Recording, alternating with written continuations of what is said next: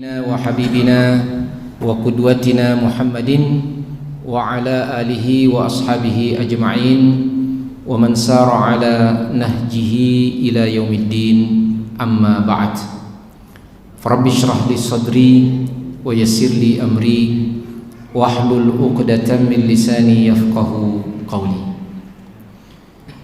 Jamaah Masjid Wahdatul Ummah yang dimuliakan oleh Allah Subhanahu wa taala, alhamdulillah dengan perkenaan Allah Subhanahu wa taala kembali kita dapat berkumpul di masjid yang kita cintai ini, walaupun posisi duduk kita ini masih bercerai-berai, ya. Nah, baik, tanpa mengurangi rasa hormat terutama kepada jamaah yang masih anak-anak muda, ya. Ini kita persilahkan untuk mengambil tempat di depan, ya.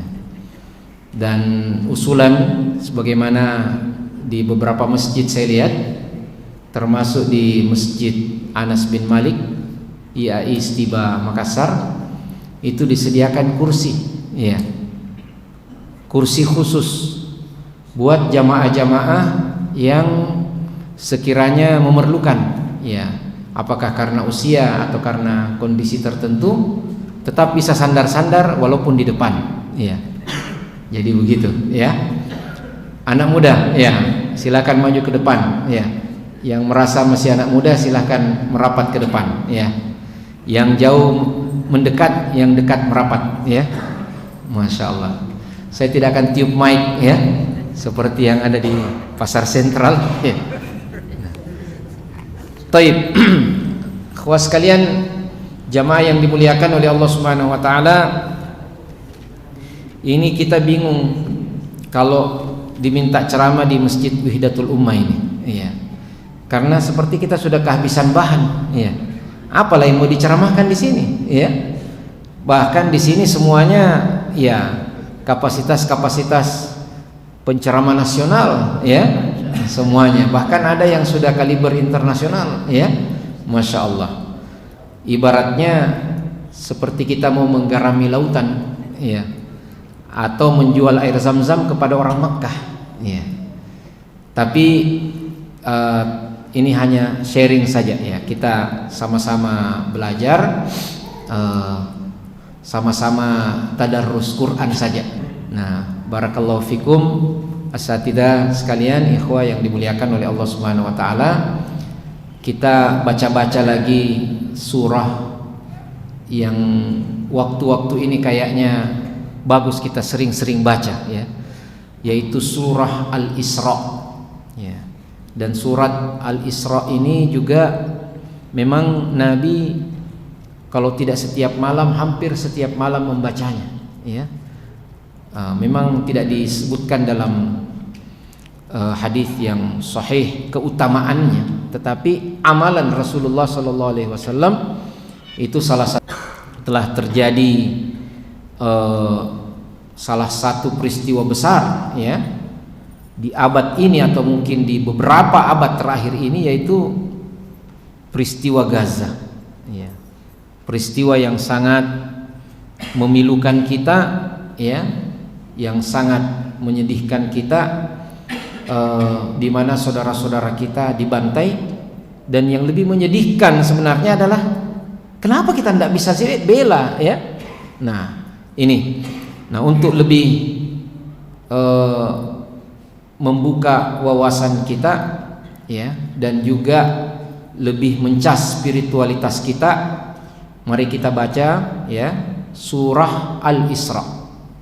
Yang punya aplikasi Quran silahkan dibuka, yang ada mushaf. Nah, ini juga luar biasa Masjid Wahdatul Ummah ini, ya, sudah ada perkembangan. Setiap saya datang lagi ada lagi sesuatu yang baru, ya.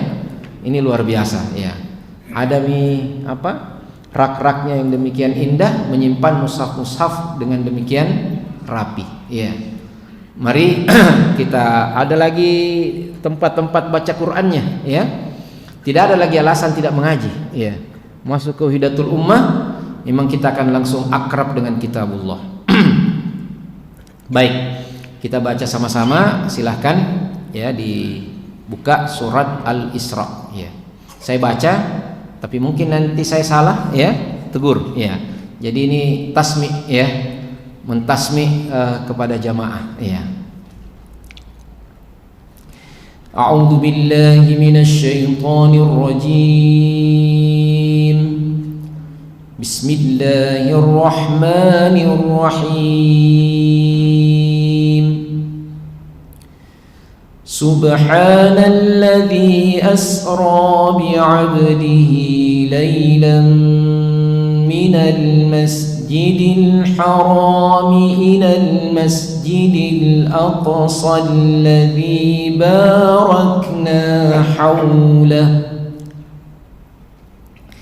barakna hawlahu linuriyahu min ayatina innahu huwas sami'ul basir.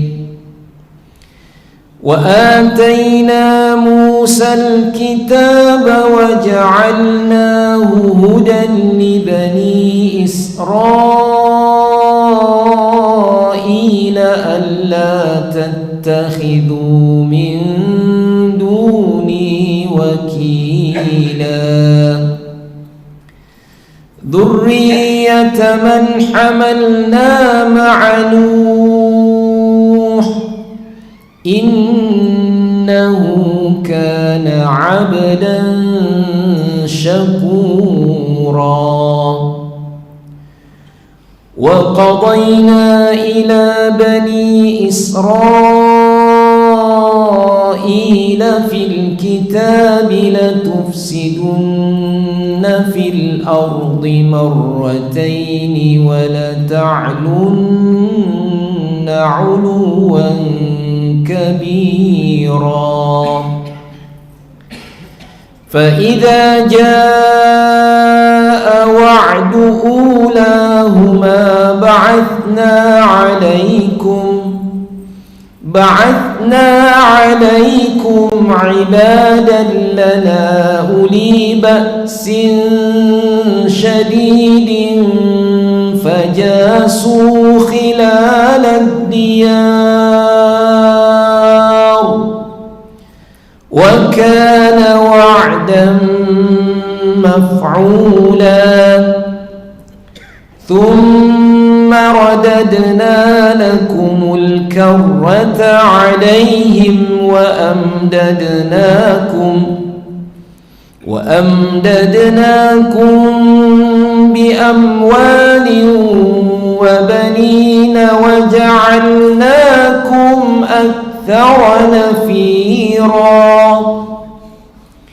إن أحسنتم أحسنتم لأنفسكم وإن أسأتم فلها. فإذا جاء وعد الآخرة ليسوءوا وجوهكم وليدخلوا المسجد كما دخلوه أول مرة وليتبروا ما علوا تتبيرا. عسى ربكم أن يرحمكم وإن عدتم عدنا وجعلنا جهنم للكافرين حصيرا.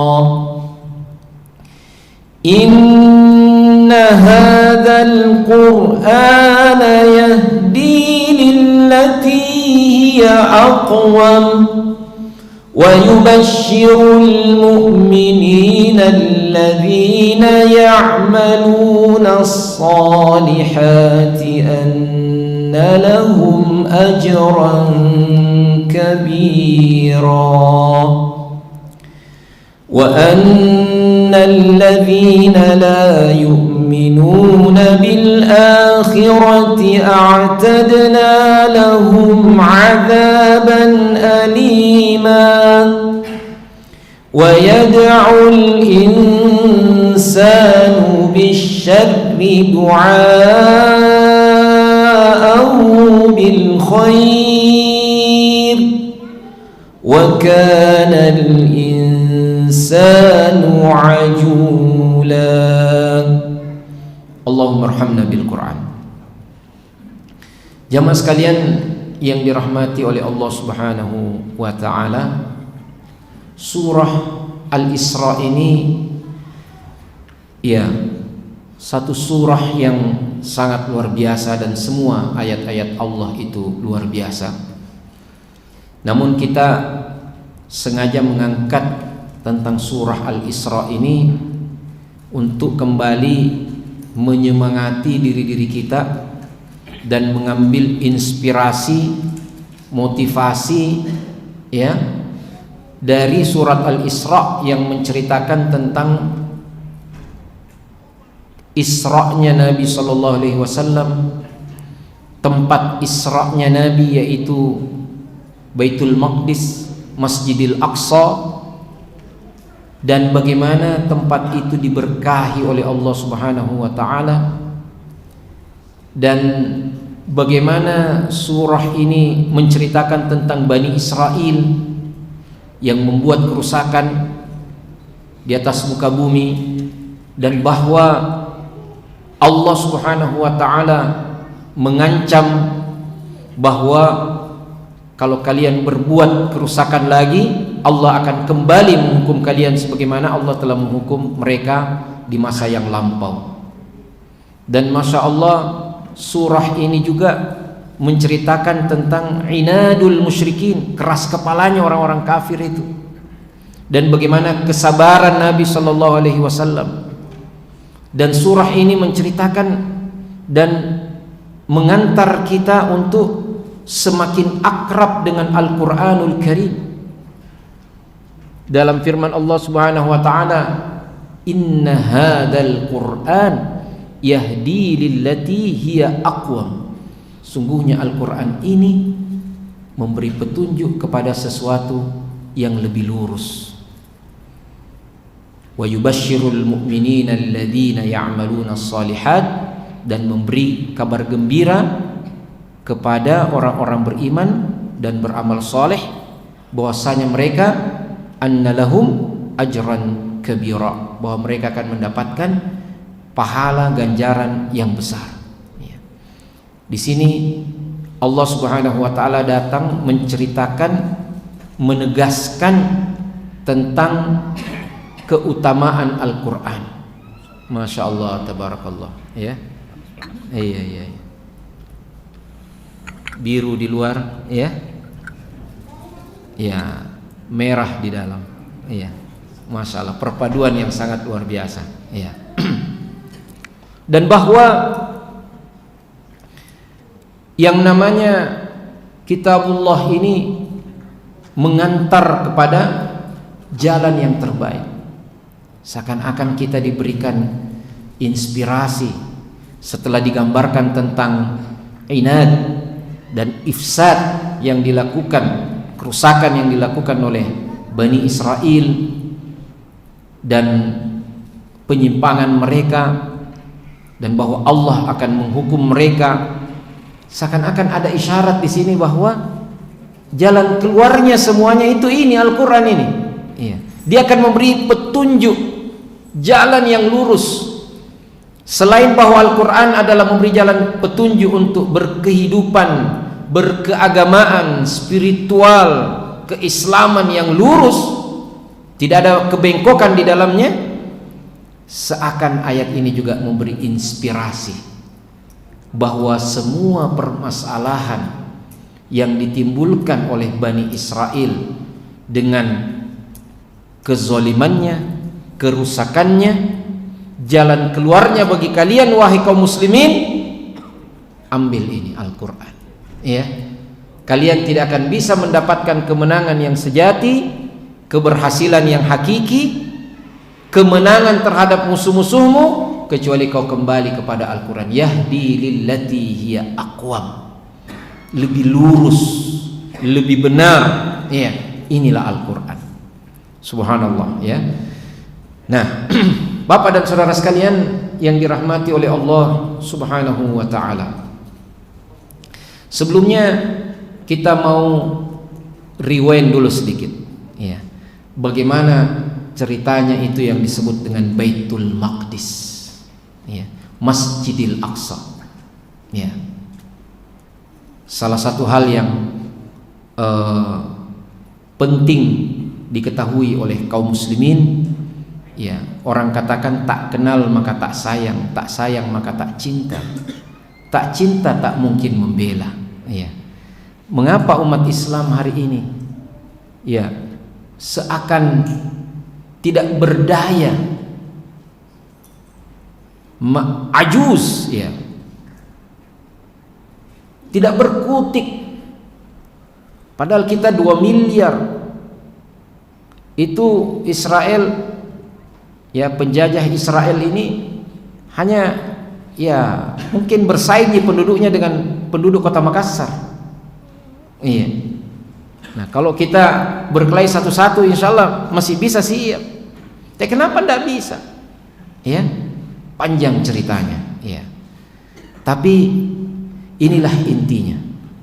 Ketika umat ini jauh daripada tuntunan utamanya yaitu Al-Quranul Karim, sampai strategi pembebasan itu sendiri kita tidak ketahui, sehingga ibarat seperti orang yang mau jalan tidak tahu peta, tidak ada mapsnya, tidak ada location ya, kita jalan buta-buta. Nah, Al-Quran inilah jalan kemenangan. Nah, perlu diketahui bahwa Masjidil Aqsa ini adalah masjid kedua setelah Masjidil Haram, sebagaimana dalam hadis yang sahih disebutkan. Nah, Masjidil Aqsa ini tidak bisa dipisahkan dari Masjidil Haram. Maka tadi disebutkan minal Masjidil Haram ilal Masjidil Aqsa. Ini satu paket. Kalau kita mensucikan Masjidil Haram ya, menghormati kesuciannya, membelanya, maka kita juga wajib untuk membela kesucian Masjidil Aqsa. Subhanallah. Nah,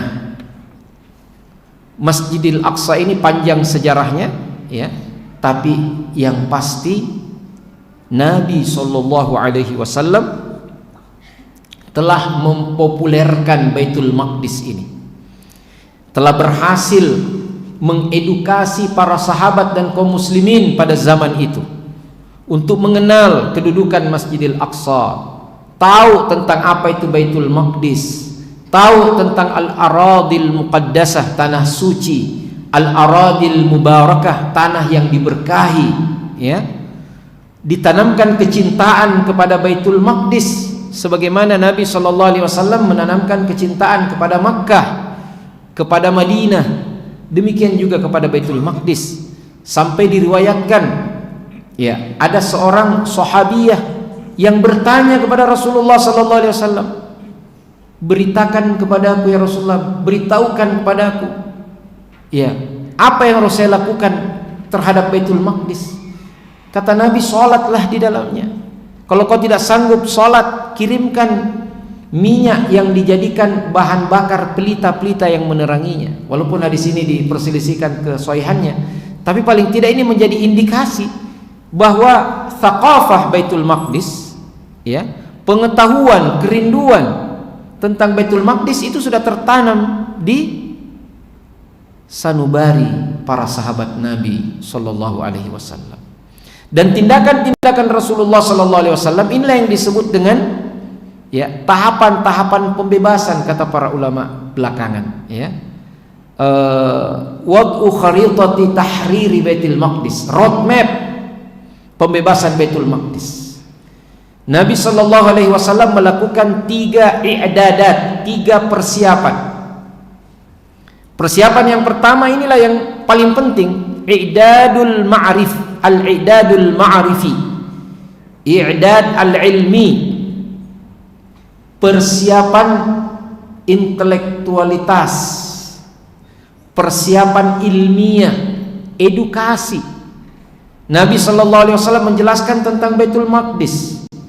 Nabi sallallahu alaihi wasallam menyebutkan keutamaannya. Nabi sallallahu alaihi wasallam ya memotivasi sahabat ya untuk kemudian mengambil peran tentang hal itu. Bahkan tingkatan selanjutnya adalah al-idadus siyasi. Nabi sallallahu alaihi wasallam melakukan tindakan-tindakan diplomasi politik untuk melenggangkan jalan penguasaan Baitul Maqdis. Beliau melakukan korespondensi diplomatik kepada penguasa-penguasa yang menjadi kunci pembebasan Baitul Maqdis. Ya.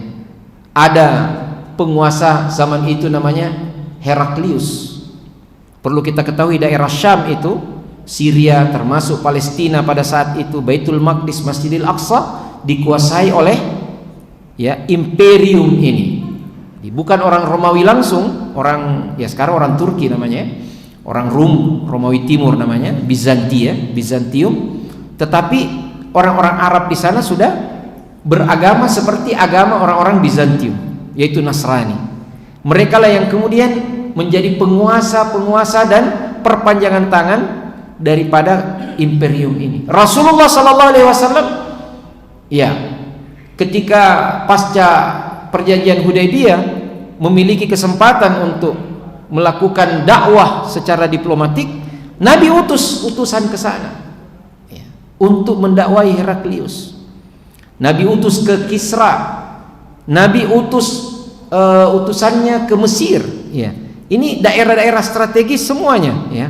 Daerah Syam, daerah Mesir ya, bahkan pusat kekuasaan Imperium Romawi di Bizantium pada saat itu Konstantinopel, sekarang namanya Istanbul ya, itu dirambah oleh Nabi dengan ya berbagai tindakan-tindakan politik diplomasinya ya.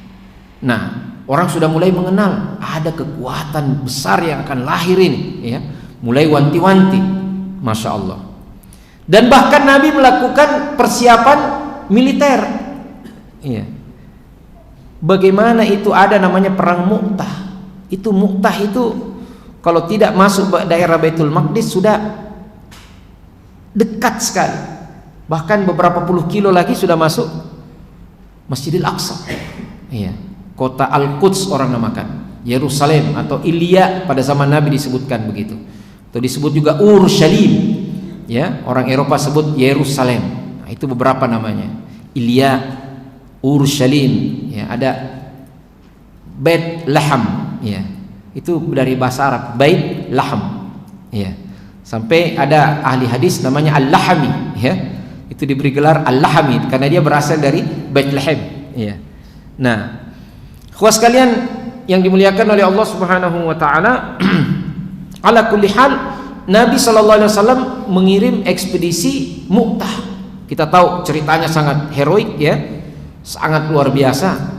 Bahkan ya Nabi Shallallahu Alaihi Wasallam mobilisasi pasukan untuk perang Tabuk. Ini sudah perbatasan ini, Pak, perbatasan ya. Bahkan Nabi Shallallahu Alaihi Wasallam mempersiapkan pasukan Usamah bin Zaid sebelum beliau wafat. Dan ini yang menjadi keputusan sangat tepat strategis, mempersiapkan pasukan Usamah bin Zaid untuk merangsek masuk dalam wilayah Syam, yaitu notabene wilayah kekuasaan perpanjangan tangan daripada kerajaan Bizantium pada saat itu. Yang mana pada saat Rasulullah SAW wafat terjadi kemurtadan massal dan pasukan sangat diperlukan untuk memadamkan pemberontakan dan kemurtadan ini. Tetapi Abu Bakar As-Siddiq tidak mau menarik pasukan Usamah. Salah satu keputusan dianggap paling berani oleh para analis sejarah, keputusan Abu Bakar radhiyallahu anhu untuk tanfidu jaisi Usamah. Terus saya tidak mau menarik mundur pasukan yang Rasulullah sallallahu alaihi wasallam kirim. Nah, ini ada nilai strategisnya, Masya Allah.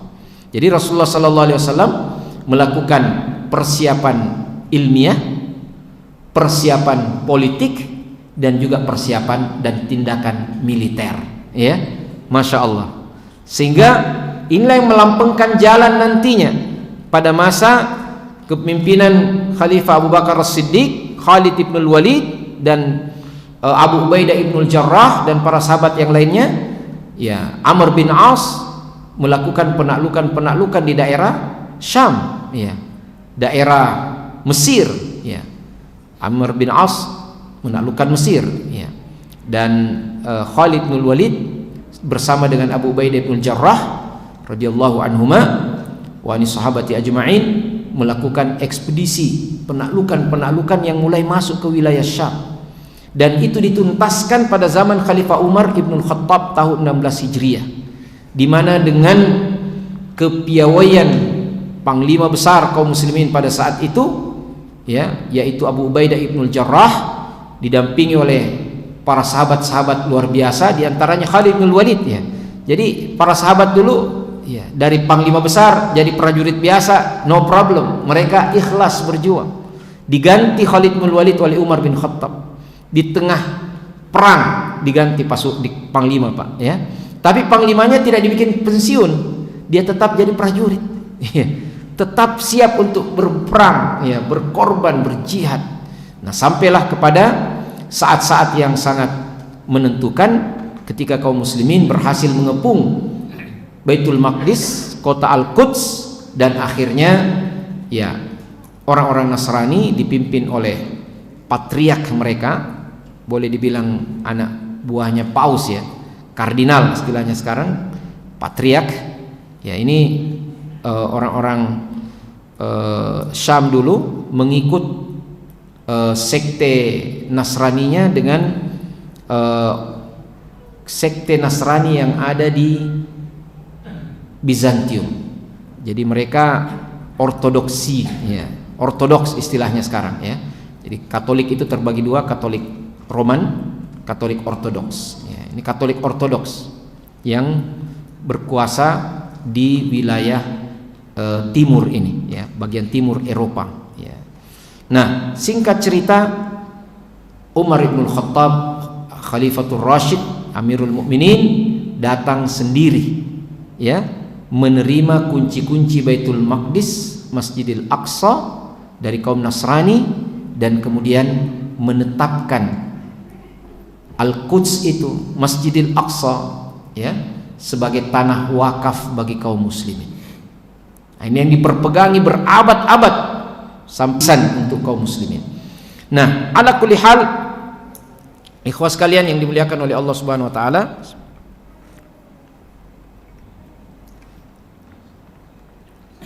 perjuangan kaum muslimin dipimpin oleh Nabi sallallahu alaihi wasallam terwujud dengan gilang gemilang, dengan direbutnya dan dikuasainya Al-Quds, yang mana Al-Quds atau Baitul Maqdis, Masjidil Aqsa ini adalah merupakan kiblatul jihad, kiblat perjuangan kaum muslimin. Kalau Ka'bah, Masjidil Haram adalah kiblat ibadah, spiritualitas kaum muslimin, ya, maka kiblat perjuangan itu, bausalatu qadayal muslimin, ya, adalah Baitul Maqdis.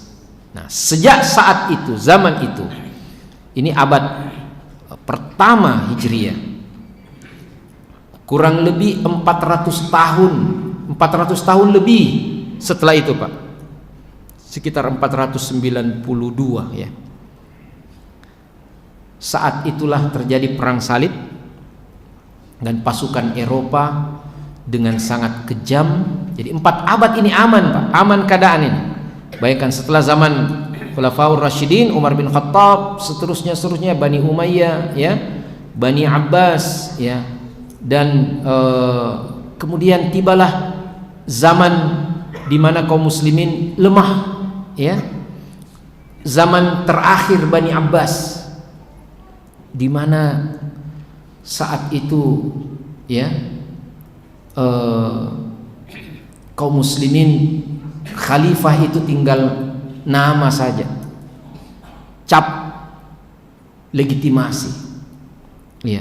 Walaupun sebelum zaman itu kaum muslimin memiliki panglima-panglima perang luar biasa. Ada Alip Arselan, ya, sultan yang pertama dari dinasti Seljuk. Artinya ya, dinasti namanya dinasti Seljuk As-Salajiqah. Nah, dibantai kaum muslimin, datang pasukan dari Eropa. Ya. Paus Urbanus memprovokasi orang-orang Eropa, termasuk dengan sukukul gufran, sertifikat pengampunan. Siapa yang mau pergi ke mana?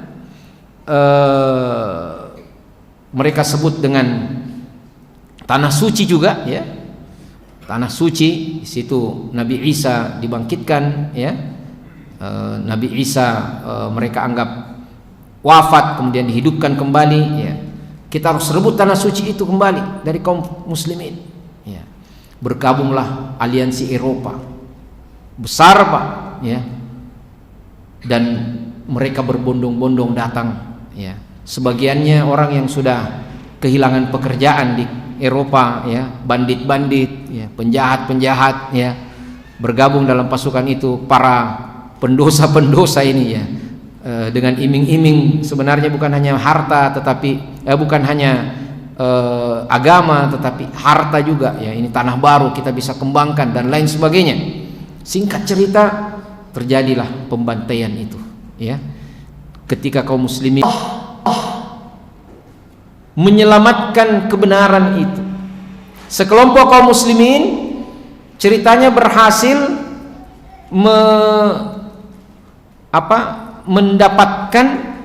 menyelamatkan mushaf warisan dari zaman Khalifatul Rashid Utsman bin Affan, ya.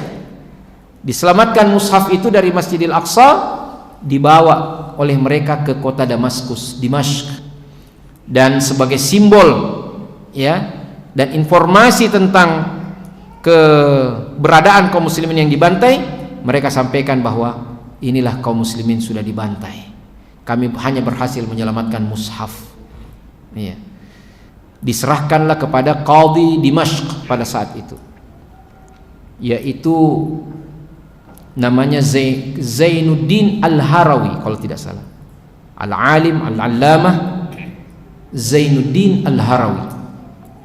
Demi mendapatkan informasi ini, maka beliau berjalan bersafar dari Damaskus menuju Baghdad ke Irak, Pak. Jauh ini, ya.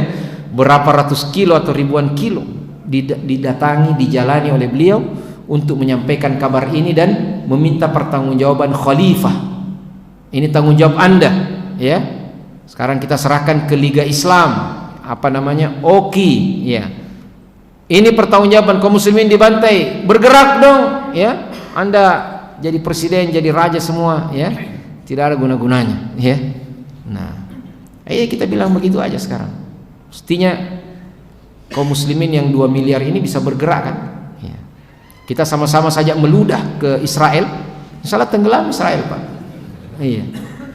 Alirkan saja, mohon maaf, semua air seni kaum muslimin ke Israel, banjir kencing Israel, Pak.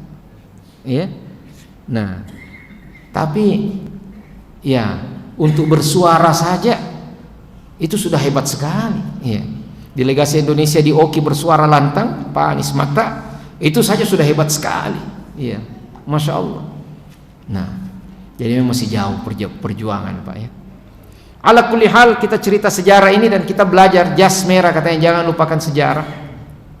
Sampailah Zainuddin Al-Harawi di kota Baghdad, dan dia minta menghadap ke khalifah. Tidak dikasih, Pak. Dari dulu memang itu pejabat susah dihubungi, iya. Biasanya kalau mau pilkada baru rajin-rajin, ya. Kecuali yang dirahmati oleh Allah, ya. Illa man rahimah rabbuk. Ada juga yang sudah tidak mau balas WA, ya. Padahal sebelum pemilihan rajin sekali. Isi kidul acara Ustaz. Nah, ini sudah terpilih, ya. Balas WA saja tidak, ya. Untung tidak diblokir, ya. Kita doakan saja mendapatkan hidayah Allah, ya.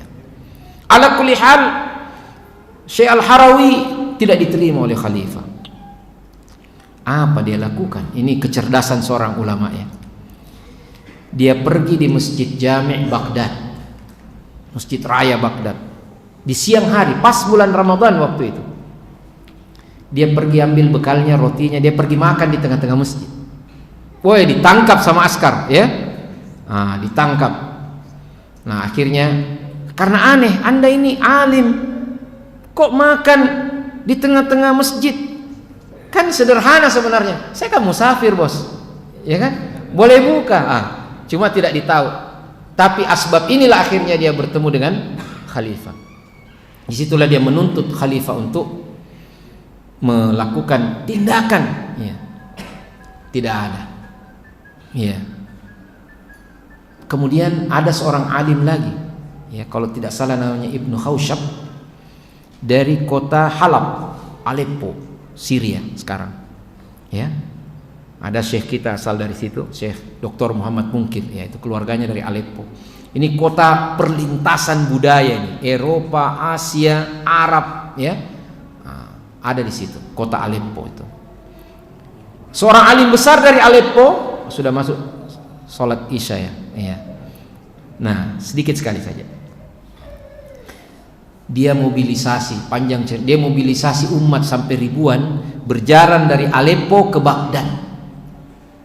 Di Baghdad dia demo, Pak. Demonya tidak main-main. Pergi lihat ini mimbar-mimbar, dia patah-patah mimbar. Wih, kenapa masjid diganggu? Dia bilang tidak ada gunanya ceramahmu semua. Ya, tidak ada gunanya ceramahmu semua ini kalau kalian tidak pergi bergerak membebaskan kaum muslimin yang dibantai di Baitul Maqdis. Barulah pada saat itu khalifah bermusyawarah dengan sultan, ya, As-Siljuki, dan bersepakat untuk melakukan satu tindakan. Iya. Bagaimana tindakan yang dilakukan?